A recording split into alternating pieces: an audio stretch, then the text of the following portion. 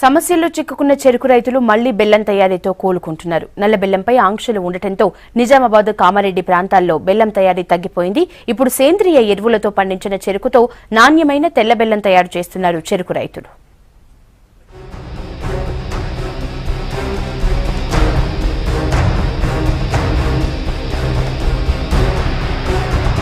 నిజామాబాద్ జిల్లా చెరుకు పంటకు ప్రసిద్ధి. గత ప్రభుత్వాల నిర్ణయంతో చెరుకు రైతులు తీవ్రంగా నష్టపోయారు. పండించిన పంట మొత్తం గిట్టుబాటు ధర ఉన్నా లేకున్నా షుగర్ కంపెనీలకే అమ్మేవారు.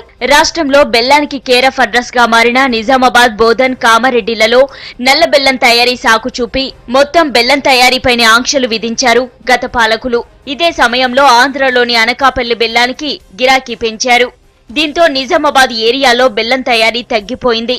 ఇప్పుడు కొందరు రైతులు నాణ్యమైన తెల్ల బెల్లం తయారీపై దృష్టి పెట్టారు.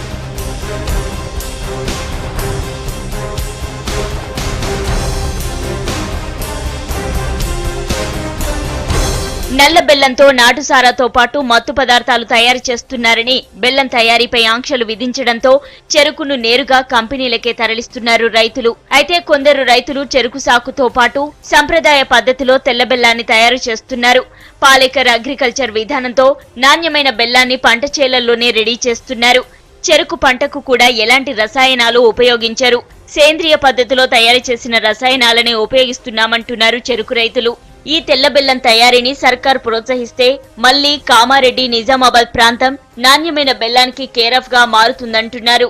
ఈ ప్రాంతాల్లో ఉన్నటువంటి రైతులు చాలా సంవత్సరాల నుంచి చెరుకు మీదనే ఆధారపడేవారు. కానీ గత ప్రభుత్వాలు ఈ యొక్క చెరుకును నల్లబెల్లం పేరుతో నిషేధించడం వల్ల చాలా మంది రైతులు ఈ యొక్క చెరుకును పెట్టడం మానేసి, అలాగే షుగర్ ఫ్యాక్టరీ ఉన్న అక్కడ ఉన్నటువంటి ఇబ్బందులకు దానివల్ల చెరుకును మానేయడం జరిగింది. కానీ ఇప్పుడు మేము ఒక కొత్త పద్ధతి ద్వారా, అంటే కేవలం సేంద్రియమైనటువంటి ఎరువులతోనే ఈ యొక్క చెరుకును సంవత్సర కాలం పండించి దీంతో మంచి నాణ్యమైనటువంటి బెల్లాన్ని తయారు చేయడం జరుగుతుంది. ప్రకృతితోని వ్యవసాయం చేస్తున్నాము.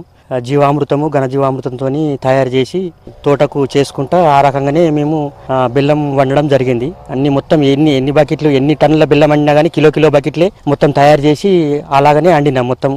ఇప్పటికైతే అదే రకంగా మేము ఇంకా 2-3 రైతులు, 4 రైతులు చేయాలని మంచిగా చేసుకోవాలని కోరుతున్నాం.